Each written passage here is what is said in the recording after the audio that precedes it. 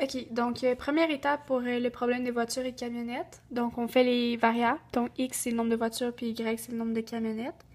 Ensuite, deuxième étape, on dit l'objectif du problème. Donc on veut minimiser la valeur du parc du véhicule.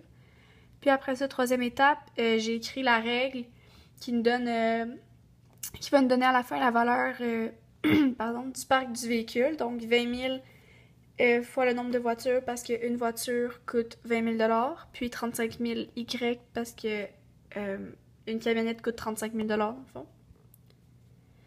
Ensuite, étape 4, les contraintes.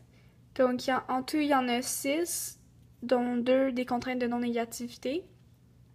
Puis ces contraintes-là de non-négativité dans le graphique, dans le fond, c'est ceux-là ici. Puis ça va nous dire que ça se trouve dans le premier cadran.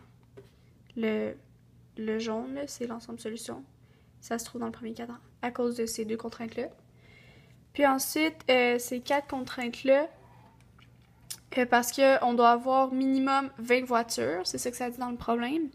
Donc j'écris X est plus grand ou égal à 20 parce que c'est minimum, donc c'est plus grand ou égal. Ensuite, la deuxième contrainte, on doit avoir 28 voitures minimum, donc encore là, plus grand ou égal à 28, donc X plus Y, parce que X plus Y, ça va donner comme le nombre total de voitures. Ensuite, dans le problème, ça dit maximum 52 véhicules, fait que c'est plus petit ou égal.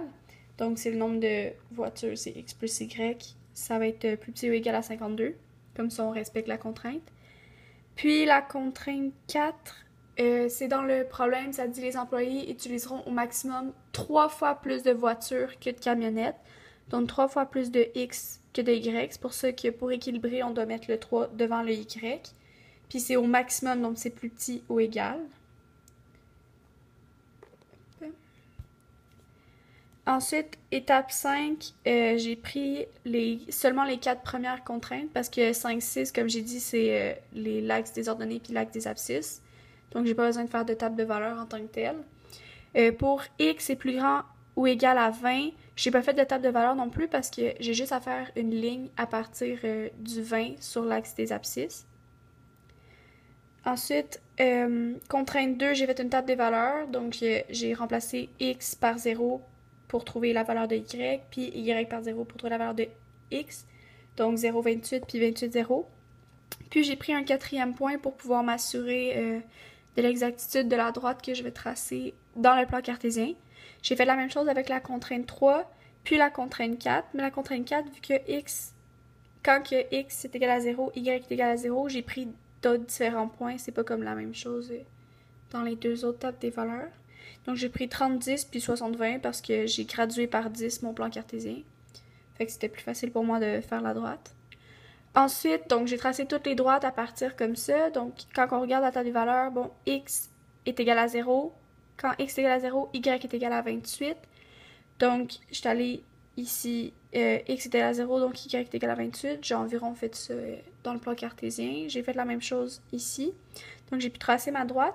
Puis pour savoir de quel bord comme assuré en tant que tel, mais que j'ai pas vraiment assuré, j'ai juste mis une flèche. J'ai remplacé X puis Y par 0. Fait que si mettons on prend un exemple avec la contrainte 2, quand X est égal à 0 puis que Y est égal à 0, c'est 0 plus 0 est plus grand ou égal à 28. Donc le point test c'est 0, 0. Mais 0 n'est pas plus grand ou égal à 28. Ça veut dire que le point 0 ici, il ne sera pas assuré parce qu'il n'est pas dans l'ensemble solution de l'inéquation. Donc, j'ai mis la flèche de l'autre sens, pas du sens du point 0, 0, mais du sens de l'extérieur environ ici. Donc, j'ai fait la même chose avec la contrainte 3. J'ai remplacé x puis y par 0. Ça me donnait 0 est plus petit ou égal à 52, ce qui est vrai. Donc, ma ligne de 52 qui est exactement ici, j'ai mis la flèche vers là pour que le point 0, 0 soit à l'intérieur de l'assuré. Ensuite, ici, j'ai mis, bon, 0 est plus grand ou égal à 20, c'est faux. Donc, le point 0 ici ne sera pas inclus. L'assuré va être de ce bord-là pour cette droite-là. Puis ensuite, pour la contrainte 4, j'ai juste encore pris le point 0, 0. Puis, ça m'a donné cette droite-là. Bon, 0 est plus petit ou égal à 0, donc c'est vrai.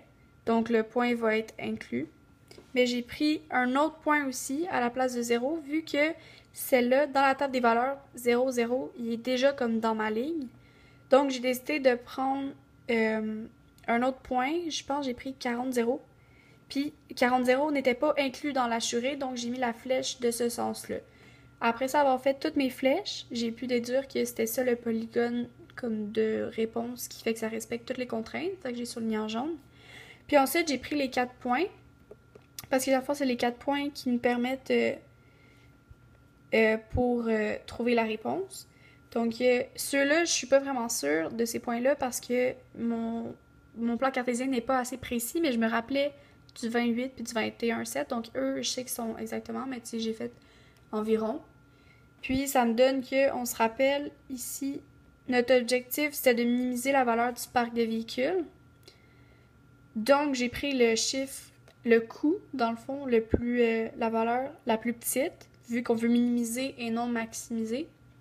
J'ai pris chacun des points là, pour trouver les chiffres. Je les ai remplacés par x puis y. Donc, mettons 20, 8.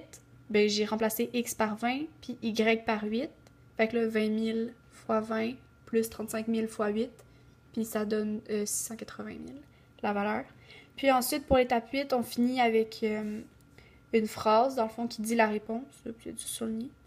Puis donc, pour minimiser la valeur du parc des véhicules, il doit avoir 21 voitures et 7 camionnettes parce que le chiffre le plus petit correspond à cette coordonnée-là.